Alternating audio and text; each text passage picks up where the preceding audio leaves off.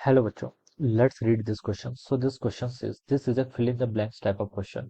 So the question says, muscular force is a dash kind of force. ठीक है, muscular force देखिए आपको कैसा force है ये आपको बताना है.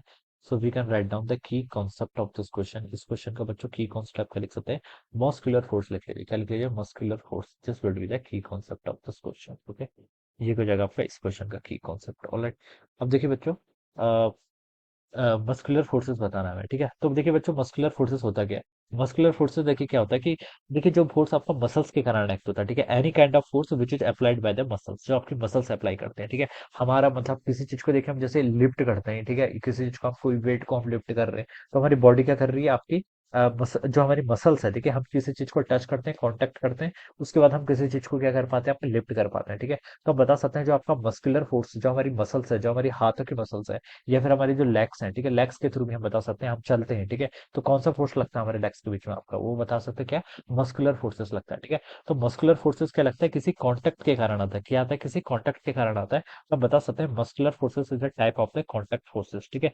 कॉन्टेक्ट फोर्सेस मतलब ऐसा काइंड ऑफ फोर्सेस जो क्या करता है आपका कॉन्टेक्ट में आने के कारण लगता है. क्या लगता है आपका? कॉन्टेक्ट में आने के कारण लगता है, ठीक है. जैसे हम डंबल या फिर वेट उठाते हैं, क्या करते हैं हम? डंबल या फिर क्या करते हैं, वेट को हम क्या करते हैं, लिफ्ट करते हैं. तो जो हमारी मसल्स होती है, मसल्स देखिए क्या करती है, कुछ वर्क करती है किसी वेट या फिर किसी डंबल को उठाने के लिए, ठीक है. तो हमारी मसल जो वर्क कर रही है, वो वर्क कब कर रही है? जब हम क्या करते हैं, उस डंबल के कांटेक्ट पाते हैं.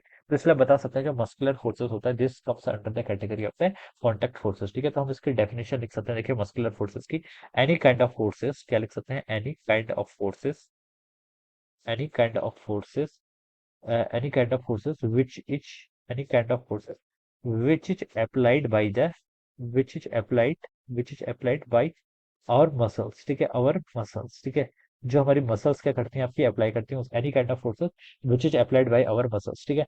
अब मसल्स देखिए क्या हो सकते हैं आपके, हैंड भी हो सकते हैं, हैंड में लग सकता है, ठीक है, या फिर हमारी आर्म में लग सकता है, ठीक है, या फिर हमारी लेग्स भी लगा सकते हैं, ठीक है.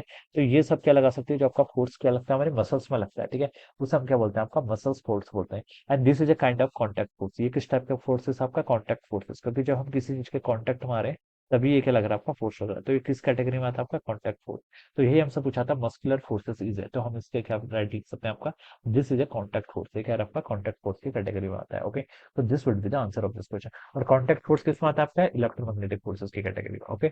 So this would be the answer of this question. So I hope you all understood this concept. All the best and thank you so much.